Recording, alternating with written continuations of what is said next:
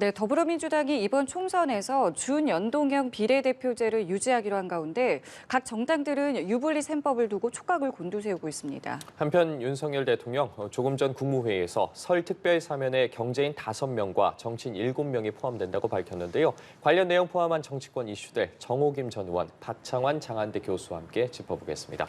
두 분 어서 오십시오. 안녕하십니까? 예, 이재명 대표가 어제 정말 장고 끝에 이 준연동형제 유지로 결론을 내렸습니다. 일단은 이 부분에 대해서 두 분의 짧은 평가 먼저 좀 들어볼게요. 그 연동형 비례대표제 때문에 그 위성정당은 안 하겠다라는 것이 늘 공약으로 있지 않았습니까? 예. 그러니까 자기 말을 바꾼 것이죠. 그 뭐 이유를 여러 가지 되지만 그리고 민주 시민사회 세력과 통합형 비례정당을 추진하겠다 그랬는데요. 결국은 후보를 본인 손으로 다 뽑겠다라는 의지를 또 피력한 것으로 제가 알고 있습니다. 그렇기 때문에 한 개인에 의해서 선거제가 이렇게 좌지우지되는 한국의 정치 현실을 광주에서 5.18 정신을 언급하면서 얘기한다는 자체의 이 자기 모순에 대해서 저는 참 그 국민의 한 사람으로서 참담하기까지 합니다. 예, 평가 먼저 좀 들어볼게요. 국민의힘이 위성정당을 사실상 출범시킨 상황에서 민주당이 선택할 수 있는 폭이 굉장히 적었다. 그래서 그 선택의 폭 가운데 실리보다는 명분을 선택한 거 아니냐 이렇게 평가를 하고 싶습니다. 예, 자, 이 이재명 대표의 결단으로 4년 만에 위성정당이 다시 만들어지게 되는 것을 두고 여야는 책임 공방을 벌였는데요. 이 이야기도 함께 들어보시죠. 이재명 대표가 국민의힘이 먼저 위성정당을 이번 총선에 만들었다. 틀린 말인 거 알고 계시죠? 처음부터 이거 시작할 때부터 정의당과 야합했던 것 아닙니까? 그러다가 정의당을 뒤통수 친 건 자기들이었습니다. 그렇죠? 저는 비례대표 제도를 가지고 게리맨더링하는 건 처음 봤습니다.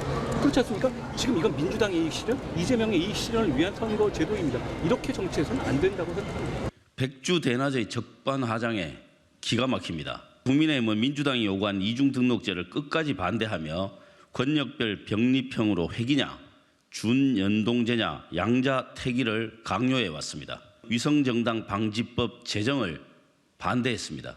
선거의 유불리만 따지며 선거제도의 개선을 위한 논의를 철저히 거부했습니다. 한동훈 위원장과 국민의힘은 위성정당 창당부터 포기하고 병립형을 주장하기 바랍니다. 예, 그러니까 이 결정을 내리는 어떤 배경 가운데 하나가 국민의힘이 위성정당 반지법을 반대했다 이렇게 민주당은 이야기를 하고 있어요. 그러니까는 지금 그 서로를 비판하면서 시점이 다른데요. 국민의힘의 경우에는 4년 전에 조국 사태 당시에 어떻게 해서든지 검찰의 힘을 눌러보려고 공수처를 만들고자 했고 그 공수처 만드는데 정의당이 필요하니까는 느닷없이 연동형 비례대표제 정의당의 요구를 받아들이면서 이런 사달이 벌어졌다라는 것이고요.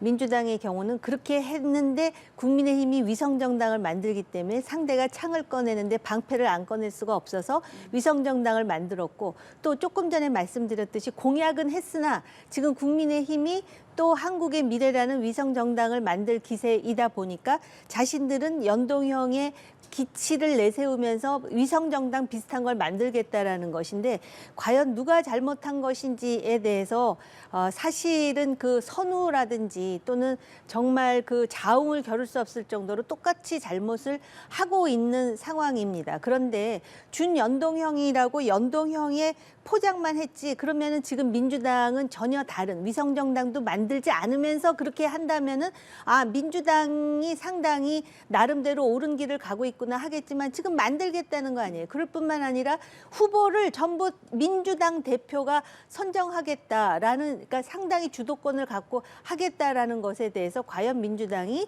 국민의힘에 대해서 비판할 자격은 있는가 그런 생각이 듭니다. 근데 지금 이 논란을 가지고 싸울 때 누가 더 잘못했느냐를 가지고선 이야기는 할 수 있을지 모르지만 누가 더 잘했느냐를 가지고 얘기할 수 없을 정도로 지금 서로 역사에 있어서 큰 우를 범하고 있다라고 생각합니다. 예, 입장 좀 듣겠습니다. 그러니까 저는 날이 갈수록 선거제가 왜 후퇴가 되나 이런 생각이 들어요.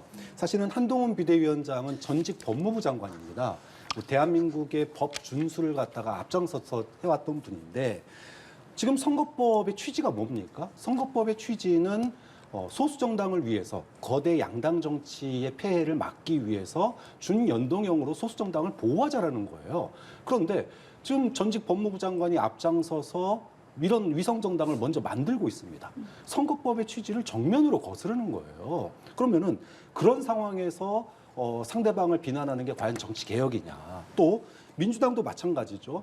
지난 대선을 통해서 위성 정당 만들지 않겠다라고 공약을 했는데 그 공약을 뭐 여당이 어겼으니까 우리도 어쩔 수 없다 이렇게 얘기하는 것은 결국은 지금의 이런 선거 제도를 둘러싼 여야의 논란이 정치에 통해서 소수 정당을 어떻게 하면 소수의 목소리를 우리 국회 정치권 안에 안착을 시키고 잘 보호해서 거대 양당의 어떤 진영 논리를 좀 벗어나서 정치를 한 단계 숙성시키고 국민들의 다양한 목소리를 반영시킬지에 대한 좀 일진보한 시스템으로 나아가는 게 아니라 뭐 서로가 자신들의 어떤 의석수를 올리기 위한 이런 정쟁으로 이게 치닫고 있어서 어느 한쪽 편들어주기가 사실 좀 그렇습니다. 정치를 전공한 사람으로서. 어쨌든 뭐 지금 양쪽에 이게 흑백 논리로 얘기할 수 있는 건 아니다. 모든 제도는 좋은 점이 있으면 나쁜 점이 있습니다. 그거를 갖다가 보완해 나가려고 하는 대화와 타협이 없는 게 이번 선거법 논란의 핵심 아니냐. 그런 점에서 좀 안타까운 면이 있는 거죠. 네, 자 그렇다면 이제 이재명 대표가 준연동형제 유지를 선택하면서 내놓은 이 통합형 비례정당이 어떤 형태가 될지에도 관심이 쏠리는데 물론 아직 예단하기는 어렵습니다만 이재명 대표가 관련해서 반쯤은 소수정당, 반쯤은 위성정당인 이 연합 플랫폼이 될 거다라고 말을 했거든요. 4년 전에 위성정당과 비교해보면 어떨까요? 아니 무슨 짬짜면도 아니고 반은 소수 정당, 반은 뭐 위성 정당 그러는데 결국은 위성 정당의 형태를 띠지 않을까 이런 생각이 돼요. 말이 통합형 비례정당인데 얼마 전에 그 소수 정당들이 모여가지고 연합 비례정당을 뭐 만들자 했는데 지금 그쪽에서는 굉장히 환영을 한다 그래요.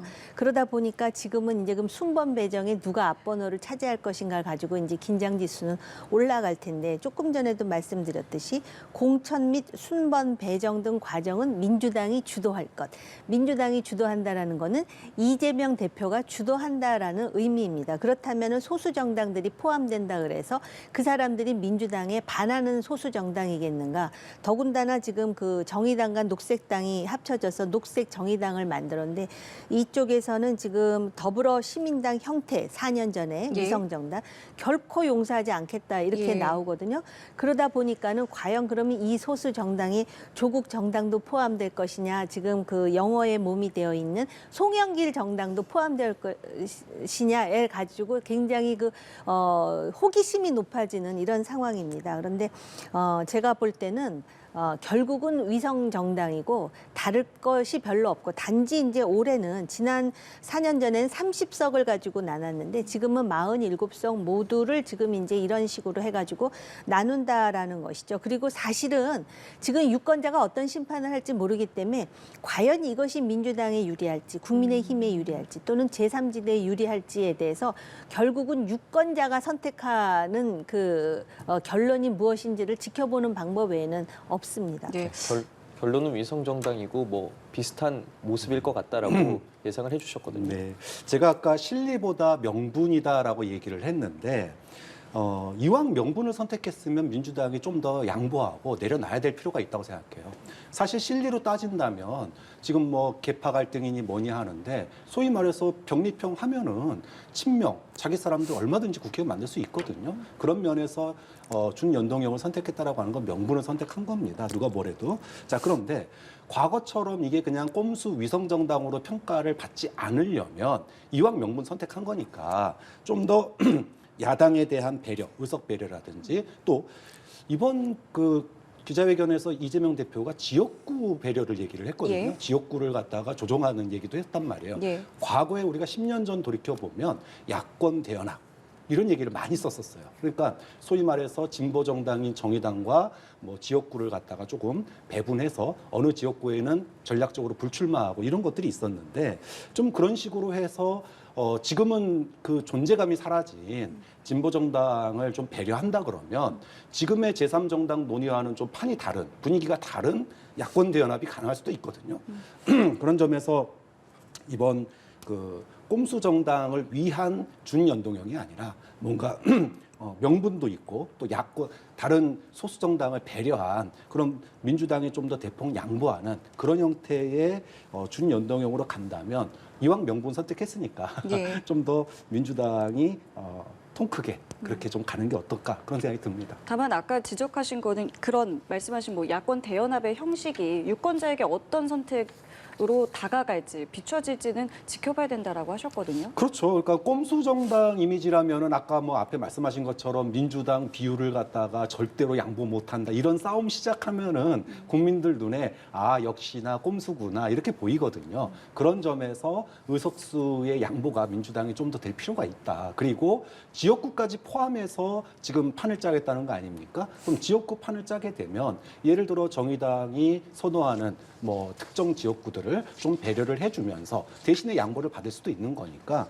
좀 그런 측면에서 다양한 뭐 진보 정당 플러스 시민단체 이런 것들을 받아들일 수 있는 뭔가의 좀 해안을 짜낸다면 그나마 꼼수 정당이지만 야권 대연합을 위해서 노력했다 이런 평가는 받을 수 있지 않을까 싶은 거죠. 반대로 야권이 다 단합을 해서 정권 심판론을 더 훨씬 부각하면 이거는 이제 국민의힘에게는 어떤 영향이 있을 거라고 보세요? 근데 야권이 단합할 수가 있습니까? 야권 중에 지금 제3지대가 지금 이제 결국은 하나의 그 형태로서 부각이 될 텐데 어떤 형태이든 간에 그리고 말이 야권 대연합이지 과거의 야권 대연합은 여권 즉 정권에 비해서 야권이 정말 힘이 약했을 때 지역구에 대한 배려도 하고 그러는데 지금 현재 야당은 초대 야당입니다. 그런데 어찌됐든 뭐 당대표의 대선이라든지 뭐 여러 가지를 의식해서 대연합을 한다는데 지금 대연합에 참여하고자 하는 정당을 보면 과연 민주당인지 아닌지도 구분할 수 없을 정도로 민주당과 궤를 같이 하는 정당들입니다. 저 사람이 민주당 의원 아니야 라고 생각할 정도로 그런데 그 형식적으로 명분이라 그러지만은 제가 볼 때는 명분으로 포장된 실리를 최대한 추구하다 보니까는 공천 및 순번 배정을 민주당이 주도하겠다. 그럼 결국은 민주당에 대해서 찬성이요 하는 야당들 소수 야당들만 그 들어갈 수 있는 가능성이 훨씬 높은 거 아니겠습니까? 그러다 보니까는 녹색 정의당도 지금 반기를 들고 있는 것이고 그리고 엄연히 제3지대가 있는 건 아니겠습니까? 그리고 이런 식으로 하다 보니까 과거에도 정의당이 가장 듣기 싫어하는 얘기가 뭐였습니까? 민주당 이중대라는 얘기 아니었습니까? 그러니까 저는 박 교수님의 말씀대로 그렇게 이상적으로 정말 그 명분 때문에 연동형 비례대표제를 한다면은 그거에 대해서 고개를 끄덕일 수 있겠지만 지금 아무리 보더라도 그게 아니라는 생각이 듭니다. 그렇게 그 정당성이라든지 명분을 생각한다면 굳이 공천 및 순번 배정은 민주당이 하겠습니다라고 굳이 강조해야 될 이유가 있는가 싶은 것이죠. 그리고 야권이라는 게 민주당에만 그 소위 그 편승한 내지는 경도된 야권만 있는 게 아니기 때문에 우리가 제3당의 필요성을 지금까지 강조했는데 양당제의 문제 그럴 때는 국민의힘만 들어가는 게 아니거든요. 민주당도 문제가 있으니까 양당제 이거 가지고는 안 되겠다고 하는데 지금 이거 자체가 지금 선거제의 교란에 민주당이 한 몫을 단단히 했다라고 저는 봅니다. 예. 자, 제3지대 이야기가 나왔으니까요. 제3지대도 준연동형 비례제 유지에 대해서 비판의 목소리를 내곤 있지만 그래도 미묘하게 온도 차이는 보여요. 네. 이준석 뭐 개혁신당 대표 같은 경우에는 위성정당의 이 연대 가능성도 좀 열어뒀거든요. 이 부분에 대해서는 그 가능성 얼마나 점쳐지세요?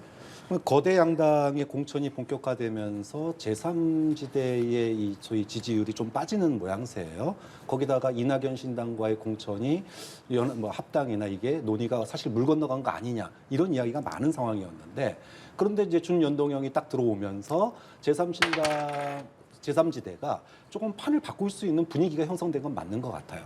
각자 당을 유지하면서 소위 말해서 연합 비례정당을 만들 수 있는 길이 열린 거죠.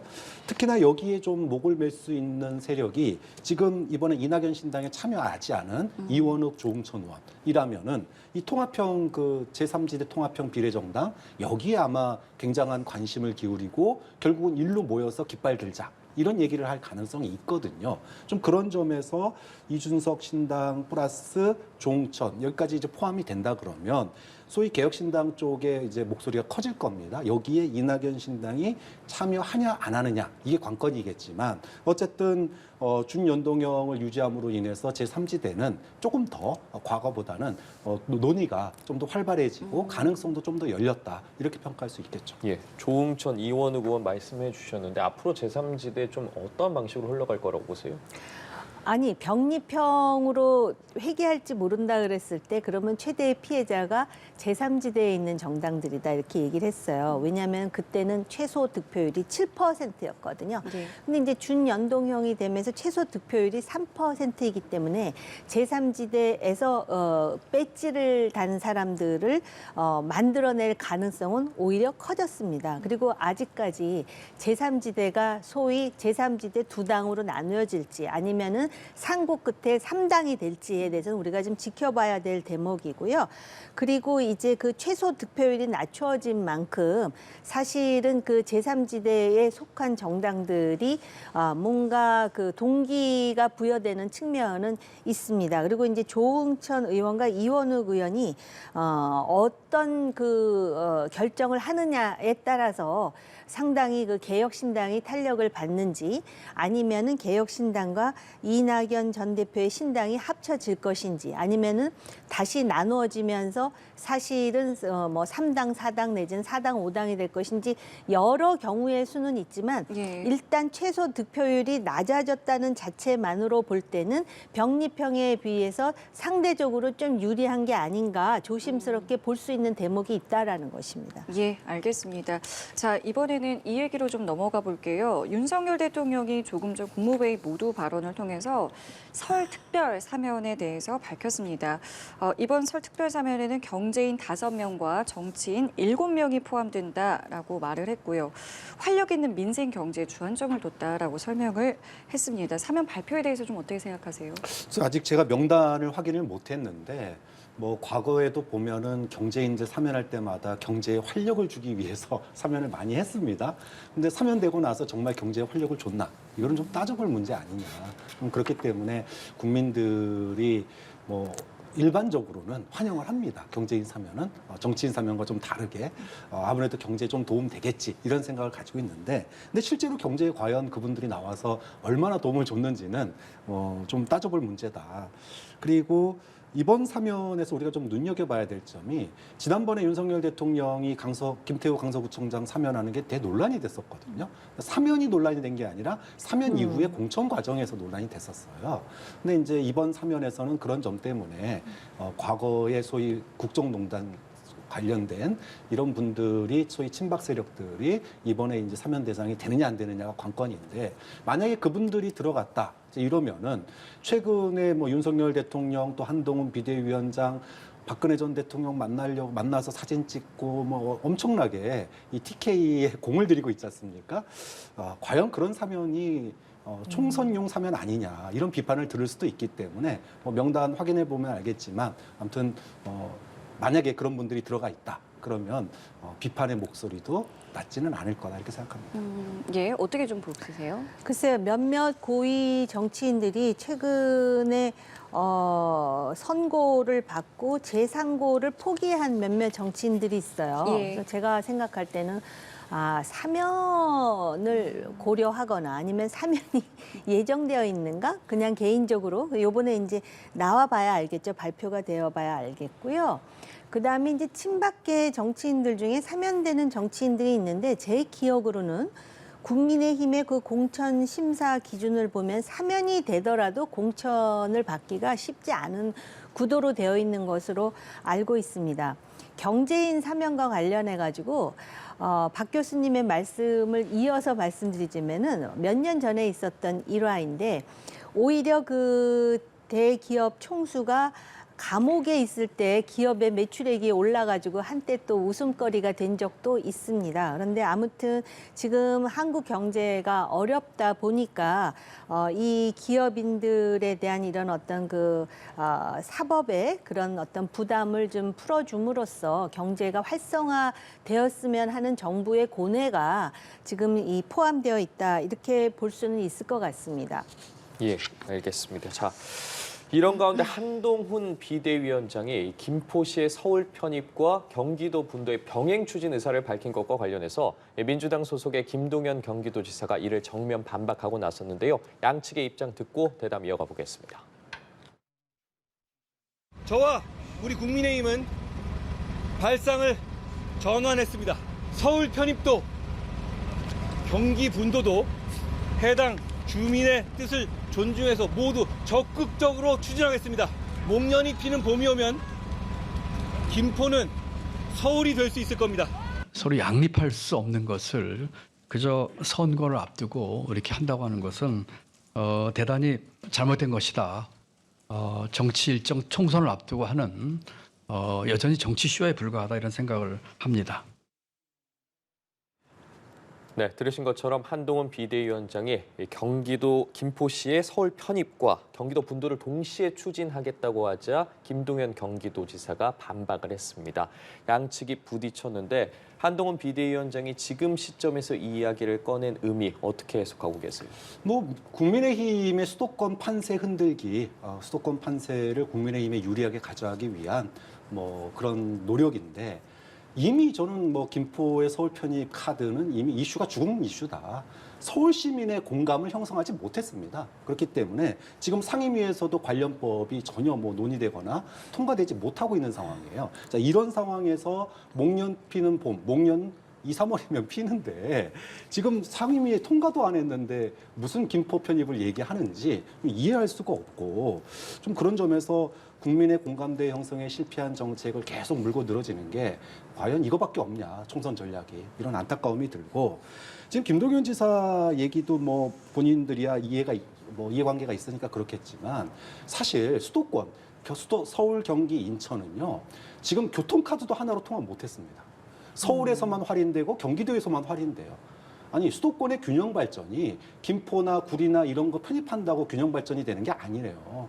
정말로 수도권의 교통이나 그다음에 우리 환경 이런 부분들의 균형을 이루기 위한 서울시장 그다음에 경기도지사 인천시장이 머리를 맞대고 협의를 하는 것부터 시작을 해야지 위에서 누가 여기 편입하고요 여기 북도 남도 나누고요 그런다고 해서 균형 발전이 되는 거 아니다. 좀 그런 점에서 지금은 수도권 광역 단체장들이 머리를 맞대고 수도권 주민들의 편의와 균형 발전을 위해서 머리를 맞댈 때지 뭐 법을 통과한 해 만에 이거를 서울로 편입시켜준 해 만에 권한도 없는 사람들이 그런 얘기하는 게 과연 이게 쇼지 뭐가 쇼냐 이런 생각이 드는 거죠. 네, 소위 죽은 이슈다라고 말씀을 해주셨는데 현실적으로 가능한 부분이라고 보십니까?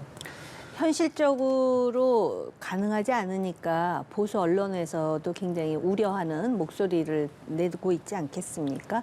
그런데다가 합리적인 박 교수님이 저렇게 흥분을 하면서 비판을 할 정도이면 야당에서는 또 얼마나 공격을 하겠습니까? 그러니까 야당의 빌미가 되는 일이 없는 게 중요하다라고 생각이 들고요. 얼마 전에 김경률 비대위원이 마포을에 출마하지 않겠다고 이제 얘기를 하는데 그 전의 상황은 김경률 비대위원 본인도 그렇고 한동훈 비대위원장도 거의 마포을에 나갈 것 같은 그런 분위기였잖아요. 예. 근데 갑자기 저런 식으로 이제 불출마를 선언하게 되고 그러다 보니까는 비대위원장의 어떤 그 선언의 무게랄까? 이런 것에 대해서 이제 사람들이 고개를 갸우뚱할 수도 있단 말입니다. 그런 상황에서 이제 또 김포와 관련해 가지고 목련꽃 피는 봄 얘기가 나오다 보니까 이미 주민투표도 무산이 되고 국회에서도 거의 잠자다시피 하고 있고 또 이런 중요한 중대사를 선거의 공약으로 또 하루아침에 될 수 있는 일도 아닌 만큼 앞으로는 이제 공약이라든지 이런 거를 발표할 때 훨씬 신중해야 된다. 신뢰가 가게 말에 무게가 있게 해야 되지 않을까 이런 생각이 듭니다. 그런데다가 경기도는 나누고 김포는 편입하고 이거 자체가 상호 좀 그렇게 모순되는 그런 성격을 갖고 있는 것이 아니냐. 경기도를 나누면서 원하는 지역은 전부 서울로 편입이 된다. 그렇게 하다 보니까 많은 사람들이 혼선을 겪는 것 같습니다. 사실 김포는 김포 주민들이 서울로 편입시켜 주세요 이전에 아마 교통 지역 문제를 해소해달라 그랬으니까 오히려 당에 출마한 예비 후보나 후보들이 그거와 관련해서 쪽집게 같은 공약을 내는 것이 더 중요하지 않을까 그런 생각이 듭니다. 예, 알겠습니다. 자, 그리고 국민의힘의 어떤 이제 공천 신청 결과 대통령실 출신 인사들이 좀 양지로 몰렸다. 이런 이제 보도들이 최근에 좀 나왔는데요. 대통령실이 이례적으로 공천 관련해서 입장을 좀 내놨습니다. 윤 대통령이 누구도 특혜받지 않은 공정하고 투명한 시스템 공천을 당에 당부했다라는 내용인데요. 이 배경 좀 어떻게 보고 계세요?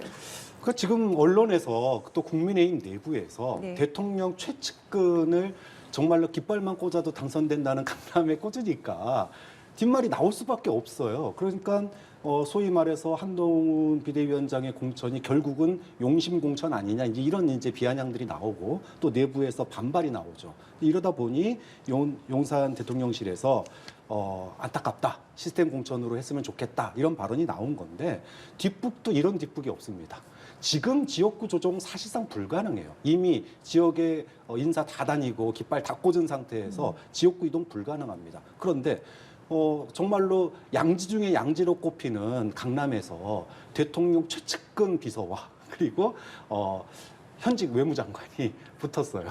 참 누가 보더라도 야, 이 국민의힘 이러려고 그동안에 소위 말해서 험지 나가라 그러고 삼선이 중진들 불출마라 그랬냐.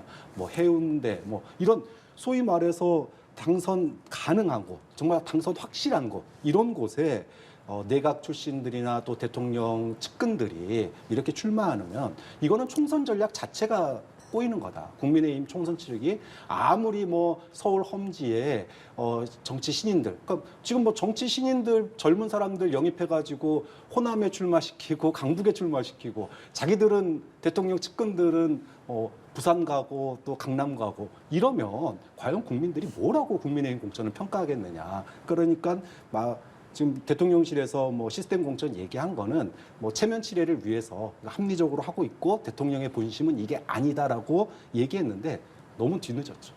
너무 늦었다라고 말씀해 주셨습니다. 이게 이제 강남 의뢰에 대해서 조금 이제 아이러니컬한 얘기를 하자면 강남을 공천이 어떻게 되느냐에 따라서 소위 아까 용심이라 그러셨습니까? 용심이 반영되는지의 여부를 확인할 수가 있다라고 생각할 수도 있는 반면에 강남 의뢰 지금 전직 외교부 장관과 그다음에 최측근 중에 측근이라고 하는 율사 출신 비서관이 같이 이 지역에 이제 공모에 응했다라고 하는 것은 사전에 용산에 의해서 조율되지 않았다라는 것을 또 방증하는 측면이잖아요. 자기 자유 의사로 가서 했다라는 방증일 수도 있다라는 것이고요. 어찌됐든 한동훈 위원장이 공천은 당에서 하는 것이다. 이기는 공천을 하겠다 그랬는데 강남 의뢰 누가 하느냐에 따라서 누가 되느냐에 따라서 다른 지역의 유권자들의 표심에 영향을 줄 수가 있거든요. 그런 일이 2016년에도 있었어요. 당시 대통령이 가장 애정하는 그 인사를 아주 좋은 지역에 거의 내려꼽다시피 해가지고 파란이 일어나면서 그것 때문에 선거 전에는 180여 석을 자신했던 당시의 새누리당이 완전히 선거에서 오히려 민주당보다 패배하는 그런 결과를 낳았다는 점에서 강남을의 공천이 굉장히 중요할 거고 아직도 사람들은 한동훈 위원장과 윤석열 대통령 간의 관계에 대해서 굉장히 궁금해하거든요. 예. 그리고 또 한동훈 위원장은 내가 직접 평가도 하고 공천하겠다 그래서 또 그게 논란이 됐단 말이죠. 그러니까 그 논란을 피하면서 정말 시스템대로 하는 이기는 공천을 했구나라고 판단이 돼야 그다음에 싸우는 선수들이 더 탄력을 받을 거예요. 오늘 아침에 보니까 이제 국민의힘 공관위에서 그러니까 영남 다선 의원들에게 민주당 현역에 있는 특정 지역을 이제 가라고 했다는 이제 보도가 나왔는데 이런 움직임은 좀 어떻게 보세요? 근데 이제 영남 다선 의원들에게 소위 좀 표현은 뭐하지만 올드한 정치인을 좀 새로운 피로 수혈하겠다까지는 괜찮아요. 그런데 거기다가 누구를 그럼 수혈하느냐에 문제가 있고요. 예. 두 번째로는 영남의 그럼 초재선 의원들은 다 훌륭하냐? 그것도 좀 곱씹어 봐야 돼요. 예를 든다면 위에서 명령한다고 연판장 돌리는데 사인하고 앞장서서 이런 게 과연 정당 민주주의냐 이런 차원에서 공관위가 지금 객관적으로 다선이 다 나쁜 건 아니지 않습니까? 마치도 무슨 고려장을 치르듯이 정치 고려장도 아니고요.